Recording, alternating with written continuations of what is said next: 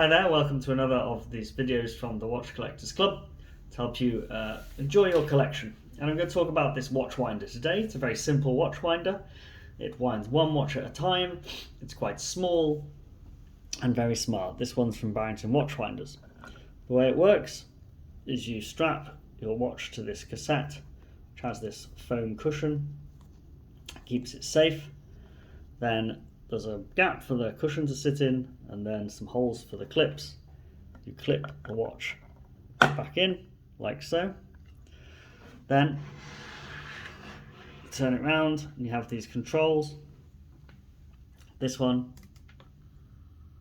off, clockwise, anti-clockwise, both directions. And this one is how many rotations per 12 hours. Because it runs for 12 hours, then it's off for 12 hours. I have it on the max because this is a vintage watch, and I have it on both directions because of the type of movement that's in this watch. This is for batteries, so you don't need to plug it into the mains like I have here. You can have it separate, or you could even put it in your safe to wind your watches while they're in the safe. And interestingly, this power out gives you the chance to have a whole series of watch winders connected by one power lead.